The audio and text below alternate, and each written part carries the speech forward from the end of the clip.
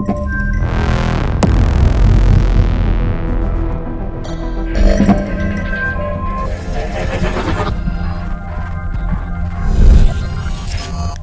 and welcome to Who Dares Rolls. I am your host, Mike B. Here we are again in some point towards the latter half of January. Were you all right? Were you living the dream? Okay, having nice chilling, doing stuff, play some games maybe, had a good weekend, I presume. So I hit 50 the weekend, which I was ill prepared for, and I still don't believe I'm really fully in a position to really deal with it at the moment. So it's kind of it's a knife edge at the moment, whether I plummet into a midlife crisis, a full-on one, or just continue in the denial mode. Or it's weird. It's very weird. You kind of have your life ahead of you. You're in your 20s. You crawl into your 30s, and then you have kids, and then you're 50, and that was never part of the deal. So. I'm not dealing with that. I'm not that. It's not happening. Mentally, I'm still at 12, so that's fine. Right. Anyway, enough of this before I plummet into depression. Let's have a look at what I've been playing, I guess.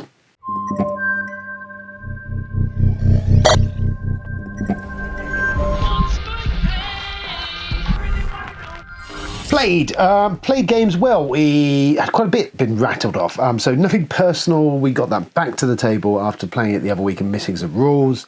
Actually remembered all the rules this time, the anteing up and being able to fuck with people with the money and all that, and had a much more fun, I use the term loosely, version of that. Much backstabbing and shenanigans took place, and a great deal of fun was had by all.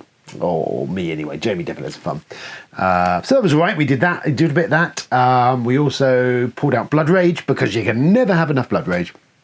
Eric Lang's Dudes on the Map, with the Kickstarter rebling I picked up and all that. With the Gods expansion, actually, we use that now fairly regularly, and the Mystics is a no-brainer. And you know what? It was a cracking game again. In fact, I think I managed to crawl back from the defeat. Jamie had a rollicking start, and was leading by a massive amount of points. And I did manage to eventually catch him, but not overtake him. But it was a real knife edge of a fight, and the cards as I was getting them in the second and third drafts really kind of changed my engine I was doing. So I do like Blood Rage. It's Euro. It's very Euro-y, just with the cool mini bling on it, and it's kind of almost the point where before they jump the shark, I feel, with Cool Mini, and we'll definitely come back to this. It's a real solid design from Lang. It's a good Dudes on the Map game. It's got kind of Euro elements. It's got this card drafting, which I must admit, as games go, it's very unforgiving to anyone who's not played it before.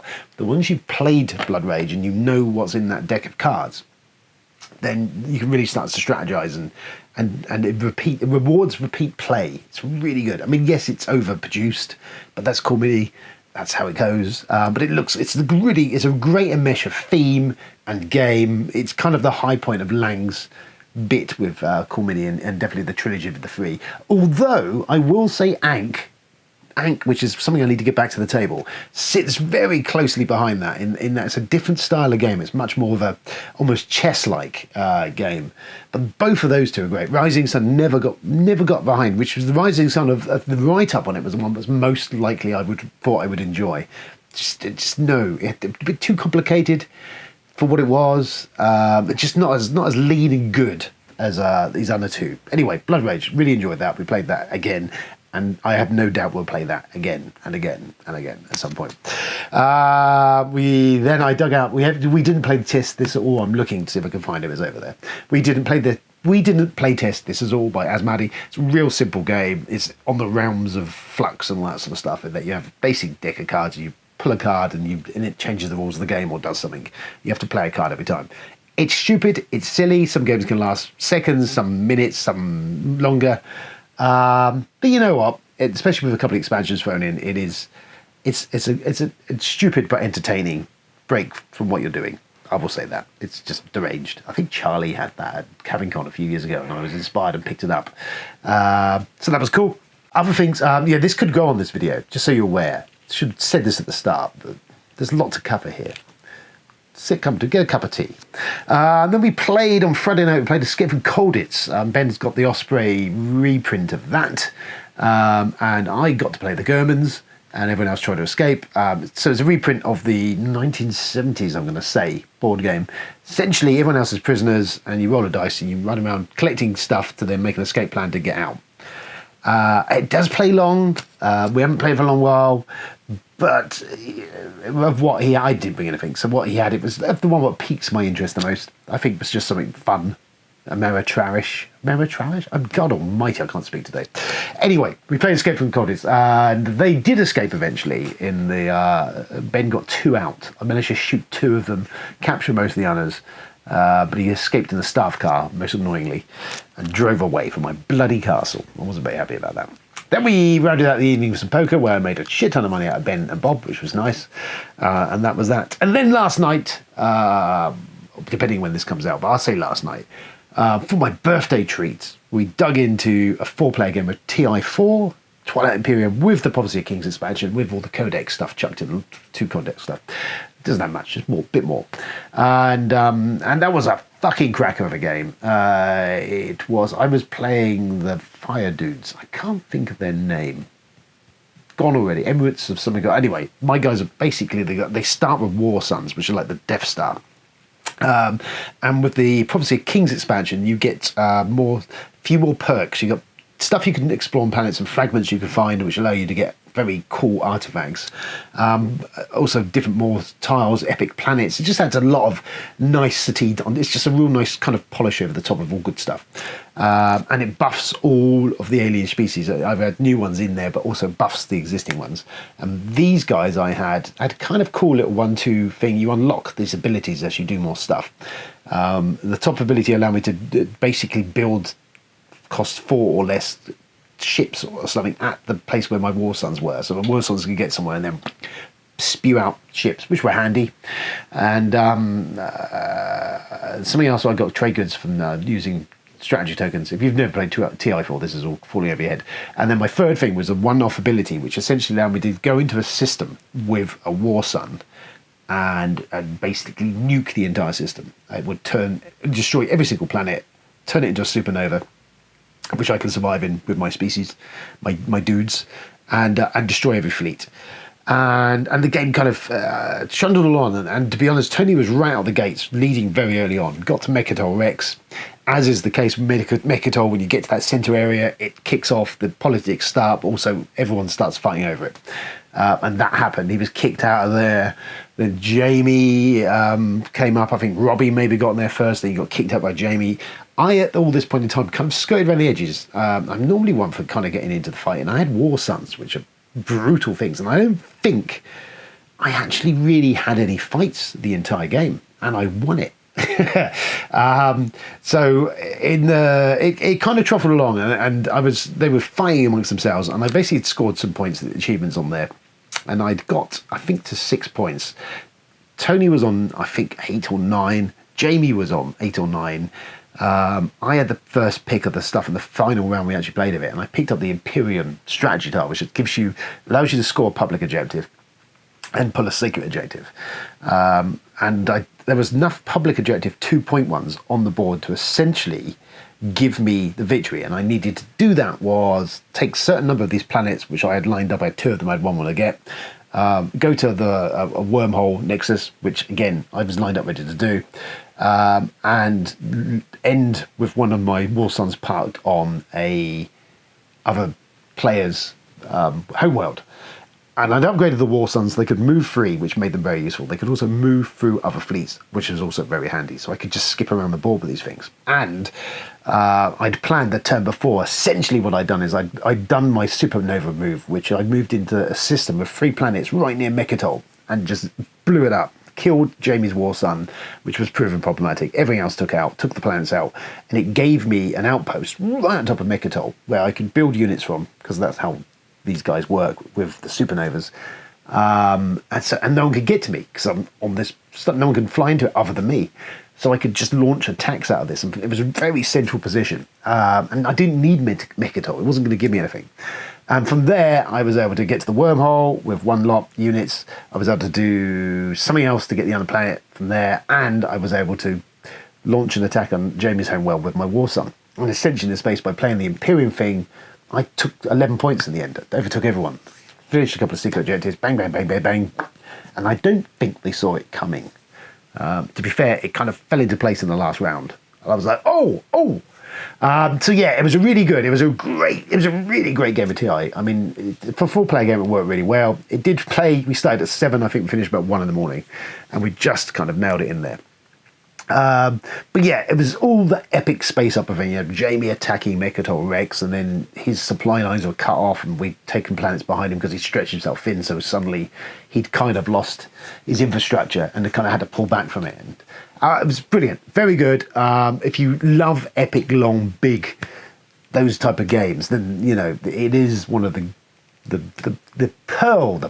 diamond of that. I love it. I really love it for what it is. It doesn't get played very often because it is a massive box and a massive hog of table and a massive hog of time. But every so often as a treat, lovely. So I really enjoyed that, and we did some of that. And I think that's all what I've played. Lovely. So we should do some news.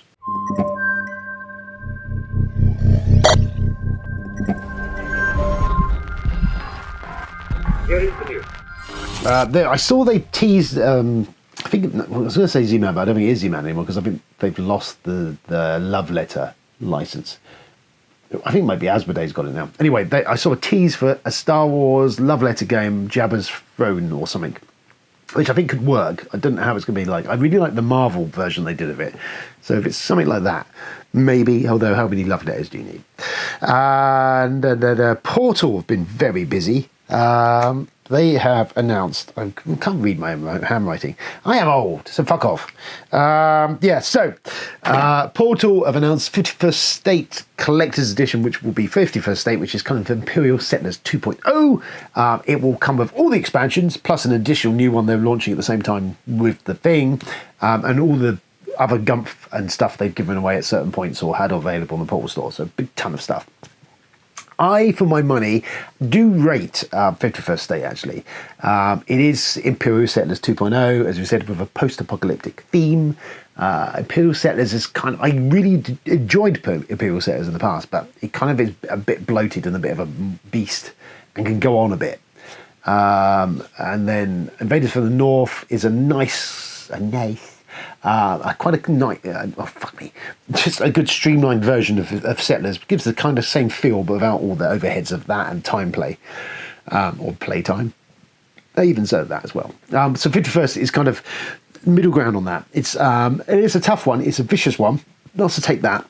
But it's kind of the best version of Imperial Settlers with this kind of drafting, engine building, sort of put cards down in front of you and build an engine and generate stuff, and it's really good fun. And there's a couple of expansions for it, of which the latest one, Moloch, I have got and I haven't used, so I'm going to need to give that a pop, and I need to get back out and play it because we played it a little while ago because none of the guys have played it or remember playing it, and it was good fun.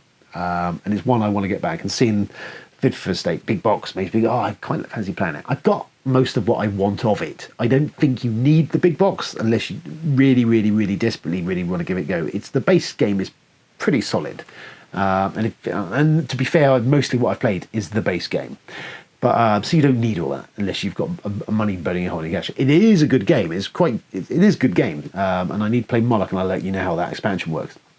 But I don't know you really need the big box, but you know, that's for you to decide. And they also did something else. Oh yes, Batman.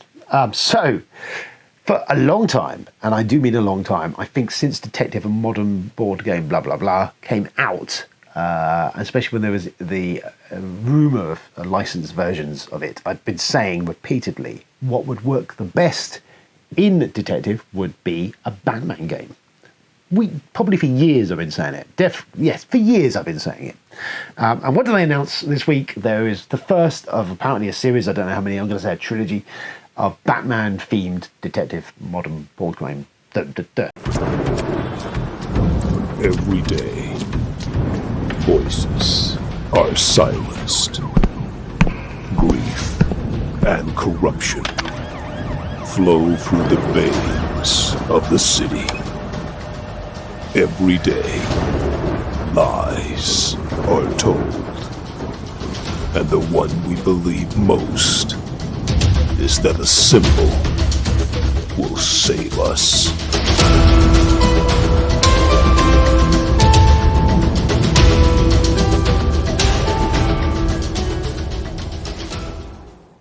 Now we had the June one, the House of Secrets, came out last year, tail end last year. I played that and I found that incredibly, it had been very dumbed down, very streamlined, taken all the kind of the good stuff and kind of made it into almost like a choose your own adventure. Almost the board and everything was superfluous because it was almost a choose your own adventure, but really it kind of lost the meat and was a bit unsatisfying for me personally, despite all the trappings of June, it being not directly linked to main characters, kind of just all of it was a missed opportunity.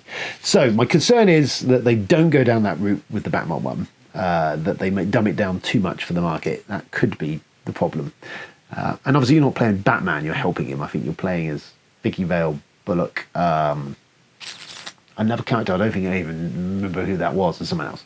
So you're playing those characters. But yeah, it's Batman is a fantastic playground there. Now, they're apparently basing it on maybe some movie stuff and also the comic books. I mean, there's some really good storylines, especially in the most recent sort of run of stuff. The Court of Owls is really popular. There's lots of the Hush storyline. There's also some cracking Batman arcs that they could take bits off of. And storytelling in these games has been touch and go. I don't know. We'll see what it's like. I always felt Batman would work the best in this. Let's see what they do with it, because I've been shouting about it for a while, and now they've done it. So we'll see. But I'm mildly excited for the prospect of that, because I've always felt that was the best iteration of it could be. We'll see if it actually lands, if it pulls it off. We'll see. Bit out of the news, obviously Cool Mini have finally released or put out on Kickstarter is the Marvel Zombiecide. With ridiculous eye-watering levels to buy it for. I mean, I'll be honest, I looked at it, I had no intention of backing this anyway, but I looked just out of interest, and some of the miniatures are gorgeous looking miniatures, as you'd expect with Cool Mini or not. But the buy-in is crazy. The base game's $130, and that gets you a version where you play as the zombies eating other people. There is also an add-on of X-Men add-on, which allows you to play it as normal kind of Zombiecide as you as the good guys chasing the zombies, which is $240. And then for $410, you can have everything, which includes a life-size Galactus figure. And I'm like, that's $400 for a board game, man. Seems a bit steep. So I don't know. I have no interest, if I'm honest with you. I think I'm done with Core Mini. I don't, unless they produce something absolutely astounding somehow with a license, maybe. I don't know. But I'm out really at this point.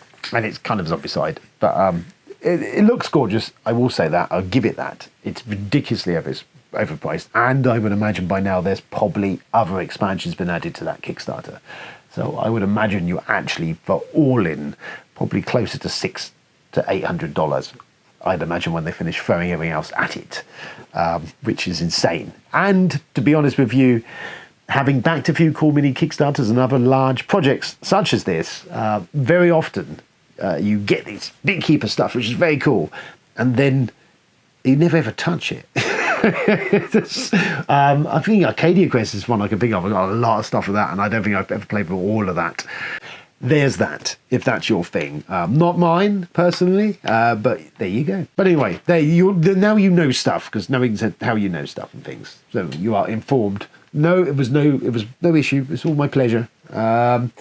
Let's discuss my birthday goodies. I think we're going to do that after this quick intermission. Give us a treat. A friendly pepper-upper with a tasty beat. Drink Dr. Pepper, Dr. Pepper, 'cause it never lets you down. Frosty, man. Frosty. I got some stuff for my birthday. I got The Art of Horror Movies. This came from Ben and the Richies on the Friday night. They got me this. This is really good. I mean, I love a horror movie. And this has got all the movie posters. And it starts from, I think, the 20s and goes through to to the 80s and onwards. And it's got some really nice stuff. It's got all different variations of stuff, different modern and old artists. A bit of, I've not read any of it yet, but kind of a text running through of that. And it's got some of the cool art. It's got some very cool art. And there's some Drew Struzman, some other stuff, all sorts in there. But yeah, I like a horror movie. And it's kind of really nice, lavish thing. And that was very nice. So thank you, boys, for that. It was lovely. I will read that at some point. And then Son Number One actually treated me. He got me Tyrants of the Underdark. This is the new second edition of it. So it hasn't got the plastic in it. It's one I've never played. And one I always kind of like fancy the idea of. It is a hybridish deck builder, area control game. And Gale Force 9 and this stuff's usually good. I've heard lots of things about it. Never played it, as I say, and so it was on the list, and it was relatively inexpensive, I think, at the time. So Son Number One got me that. Thank you very much for that. Isn't he lovely? The beloved picked me up this Pandemic Legacy Season 0. Now, I've heard that this is supposedly the best of the Legacy games. Number One, I thought was great as the first. It really was good, but it was kind of like a Netflix thriller series, the first one. It really works well. It's kind of streamlined. It flies along. It was one of the early Legacy games after Risk Legacy, and then we had, I think I want to say Seafall. Maybe it was the other way around. But it kind of came out in the early days. It did really well. I played it twice, and I have a third version of it that I started to play with the family. I haven't really played enough of it, which is a shame, because again, I think it's just a great experience for that introduction to the board games. But anyway, Season 0, so Season 2 we've never finished Season 2. Season 2 kind of became the Hollywood sequel blockbuster, which was just bloated, I say, with legacy components and stuff, and it kind of stodged itself down, and there's so much new stuff happening all the time. You would think it would be amazing, yet it didn't really work for us, and we broke the game. We were doing a thing that we could put things in a box. We broke it, basically. And it was almost unwinnable, and I think we got to like the last couple of months of it, and we kind of it was depressing. Every time we got out, you were just like, oh fuck. So we never finished it, so maybe one day we will. Maybe. Anyway, Season 0 is set in the Cold War. It's not viruses, it's kind of like a prequel to the other two games. I've heard very good things about it. The component quality is really nice. There's a lot of legacy in here, by the look of it. Looks cool. There's some really nice components. You get a little passport book, which is kind of cool, and you can modify your characters and stuff. It looks good. And I flicked through the rule book, what you're allowed to look at, and again, looks kind of good. It looks like a little bit more complex, but more the same. And I love a legacy game. Love them. I think they're one of the greatest ever things that have happened in board games, legacy. And I know some people are hot and cold on it. I love them. I don't give a shit about ripping stuff up and all that. I like that permanence, and I like that not being able to go back on yourself. And I like that game evolves as you play it, and I love all of that. And even though number 2 fell flat for us, okay, that can happen, I guess. But most of my legacy game playing experiences have been astoundingly good fun. Risk Legacy was fantastic. Pandemic Legacy Season 1 was fantastic. The King's Dilemma was fantastic. Clank Legacy was really good fun, fantastic. Lesser ones I can think of, well, Season 2 of Pandemic wasn't great. We've not actually ever finished Betrayal Legacy, actually, which was right. I was enjoying that. It wasn't terrible. Seafall was an enjoyable ride, a shitty game. And there's probably others. And I do love a bit of Legacy. I do love it. I've not played all the Legacies out there, but a lot of them I've really enjoyed. So I'm very much looking forward to giving that a blast. And I had to be very well self-controlled not to dive into that on the weekend because we're going to play TO4, but otherwise I would have been straight into that Legacy Season 0, and I will feedback on how that goes. So that's cool. Then what? So watched stuff. Well, they kind of tie into this. So actually, Son Number One, as well as getting me Tales of the Underdark, also got me Juggernaught, which is a 1970s Richard Harris movie. Okay, here we go, people. Weird movie time again. Now, remember this is childhood. Maybe remember this, directed by Richard Lester. And it's a really good bomb disposal terroristy type thing. It's essentially this Juggernaught, the baddie of the face, is also known as Terror on the Britannic, I think it's also been known of, but I think mostly it was known as Juggernaught. Juggernaught is the character who's essentially the bomber, and this cruise ship sails off at the start of the movie. It's all awfully English. It's shot down here at Southampton, actually, where they sail out from, which is kind of cool to look at because it's like worked down those docks, and it was kind of cool to see all that. A great cast of characters. Who else is in there? We got Omar Sharif as the captain of the ship. David Hemmings is in there. Anthony Hopkins, Richard Harris. There's a bunch of other. Oh God, what's his name?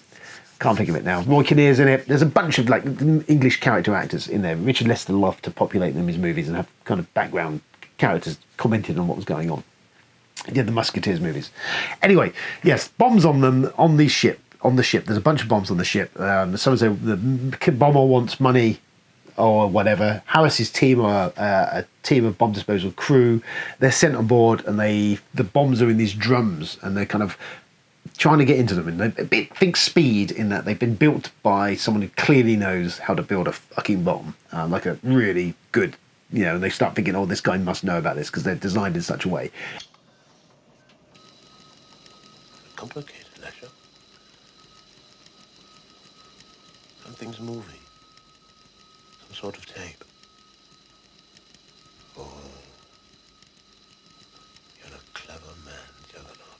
And even despite his age and all that, it's a really taut but fun movie. And I would say, well worth a watch. This is a German version, but it's got English in it. And I'd seen it on Amazon, so he picked it up for me. I had asked for it. So that I remember watching as a kid and loved it. And there's also, sitting alongside that, a companion piece to Juggernaught is Northsea Hijack with Roger Moore, which similarly themed. Anthony Perkins is in that. I can't think of his name. Michael Parks is in it, a brilliant character actor who sadly passed a few years ago. Turned up a load of Tarantino stuff and other things. It is about the Hopkins. Not Hopkins. Well, he's not in that one. He's in that one. Perkins and Michael Parks and some other guys hijack or pop bombs on oil rigs. And then want money for it. And they bring in Roger Moore's team of whatever they are, bomb disposal type, SASE type freelancers for some reason, to come and save the day. And it's a weird movie. It's directed by Andrew McLachlan, who did The Wild Geese, which is another great movie if you've never seen it of that period of time. I mean, it's just a great cast. Moore plays this misogynist, almost just weird, just like a hatred of women and loves cats. It's just a weird character, really weird fucking character called Fawkes in it. And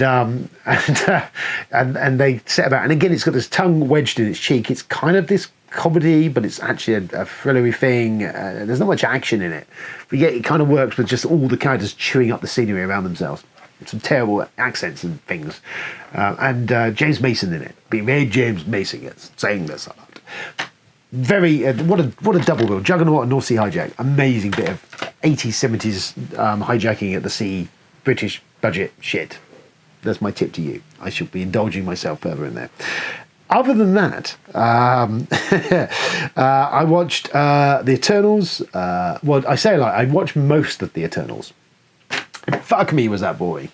I really did not get on with The Eternals. It's on Disney Plus recently. Before I sit down and watch it with the missus. I think we made it about 2 hours in. I think it's nearly 2 hours and 40 minutes or something. I don't know. It's long, but it feels long. I just was very much. I've never read The Eternals. Was never into them in the comics. I know there were Kirby had kind of done his version of DC superheroes, but in the Marvel it was kind of the intent behind it. And it didn't really do anything for me, to be honest with you, at all. It looks all right. I mean, it's gorgeous. They went to different locations and shot in these locations, and that looks quite gorgeous. And I can't say if the ending's the same as all the Marvel stuff, because I actually haven't watched it all, because I just lost the will to live with it. It just found it very slow going, and just when stuff was happening, it wasn't that interesting, and just everything about it was a bit, ugh. Oof. And I'll be honest, I'm going to say some sacrilege now. Just everyone, okay. So Zack Snyder's Justice League, the 4-hour cut, and what Zack Snyder was doing, we've covered this before, and it was actually a very surprising find, was the Justice League 4-hour cut. If you've got the time to watch it, is a much better version of it. The Snyder's version of these godlike beings, and that's what he was doing, was kind of setting them above you, and how they were shot and how they did give them some reverence.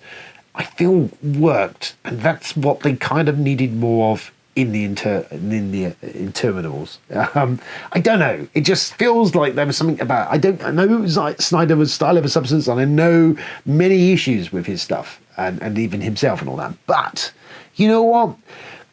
I kind of liked that it was a different aesthetic to Marvel. I kind of liked it was doing something different, and I would have liked to see that run its way out. And it just feels that the Eternals is a really dull version of what Snyder was trying to do. I'll leave that there. Let me know your thoughts if I've gone off reservation entirely. By all means, you can talk to me. I mean, what do I fucking know to critique movie stuff when I've just told you to watch Juggernaught and Northsea Hijack? But there we go.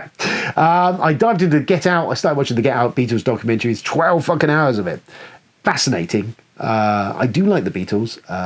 It's set on their Get Out tour. Is the plan was basically they decided they were going to write and produce and create basically an album in like 2 weeks, and then do a live show of the album and all that. And that's what we didn't know was the BBC had filmed a documentary behind the scenes of all this, which Peter Jackson's got hold of and made it look very fresh and polished it up, and it is.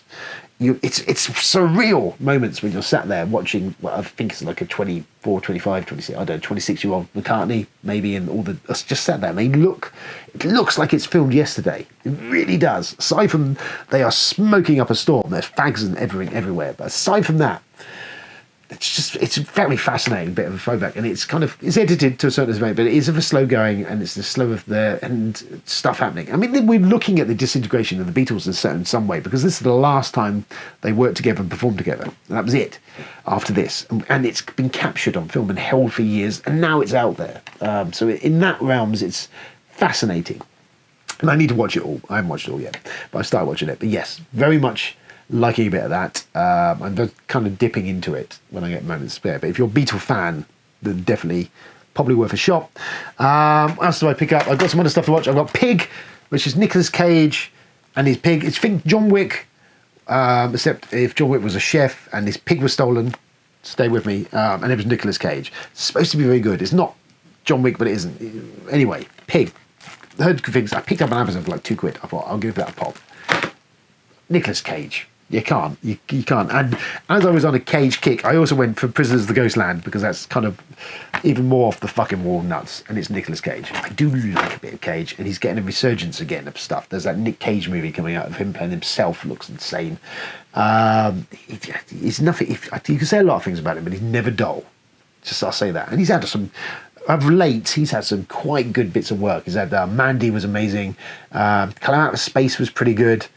I can't think of anything else off the top of my head at the moment, but those two look like more just crazy Nick Cage shit. I've not watched the Evening at Freddy's, whatever it is yet, which kind of looks like the other thing that it's based on. I can't remember. You know what I'm on about. Anyway, last but not least, I also watched, again, because I haven't watched it for a while, was The Mist. Frank Daramont's The Mist, based on the Stephen King novella.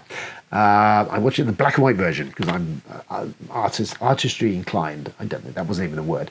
Anyway, The Mist. Now, this astounding. It's good. It's a great movie. It's a fucking, oh god, it's a fucking killer of a movie. It's a brilliant design. Everything, the monsters in this, the whole thing is fantastic. But boy, does it come with a gut punch. So I just warn you, if you've never seen The Mist, it isn't happy. Okay, I'll just say that. It's a good cast, and it's Darabont, and it's fantastic, but just be prepared. This is fucking Stephen King, and this is, you will feel it. But what I will say regarding The Mist is watching it now, and I enjoyed it before, now, in light of the pandemic and a lot of the stuff that's kicked off in the States and everything else, bam, that's on the nose. You've got a bunch of characters trapped inside a supermarket, don't want to leave because they are scared of they don't know, but there's something out there and it's scary and they don't want to leave, so they're stuck in buildings together. And then you're in this microcosm of this sort of COVID-ish type situation. You've got a denier, a guy who's basically your anti-vaxxer, your denier, who just won't acknowledge that this thing is happening. This mist has rolled in with creatures in it, and he's absolutely in denial of all this. You've also got religious rising there, and almost a cult-like thing of these characters interplay with each other. So it kind of feels a little bit like the Capitol riots and stuff, where you've got the rednecks being pulled into this, just mad. It's just in light of the last few years of our world. That is like in microcosm, just tiny reflection on all of it in there, especially on the back of COVID. Especially, I mean, horror movie is always great for having subtext in there. Sometimes they're built in from the outset, and sometimes they kind of acquire it over time. And The Mist has, by goodness, has it trumped itself up from just being what was a fantastic movie anyway, to now this whole other context of stuff going on that is now means something that wasn't there before. It's astounding. It's brilliant. Well worth a watch if you've never seen The Mist anyway, as I say, but just be aware. Gut punch. I will say that. You're gonna need a warm hug by the end of it, is what I say. That's it, I'm going to say for the minute. I'm going to call it out there before we go on forever. This has been Who Dares Rolls. This was my birthday week. Yay. I'm hoping to get some more videos out. Charlie has got some stuff that he's dropped for me. I can't think now what they were. There's an RPG one, and I think a Now or Never unboxing. We'll also may, if we ever get around to it, do a Nemesis Lockdown unboxing, though I've not fucking had mine yet. Where is it? Ship Quest. Where the fuck is it? Games Quest. Fuck me. I could walk to their warehouse and have been back with my box of this stuff by now. I literally could have been. Just saying. There's still no sign of it. So hopefully that turns up this week. Me and Charlie, we're going to have a dig into that if we can, if that occurs. Other than that, that's it. That's me. That's me out. Bitches, I'm done. Fuck me. I haven't even got into Boba Fett. And we'll come to that later. We'll do that in the next video. And some other stuff. And maybe we'll talk some ball games as well. Ivan might be. This has been Who Dares Rolls. I said all this already. I'm off. All right? Have a lovely one. See you soon. Ta-ta. Beam me up, Scotty, and stuff like that.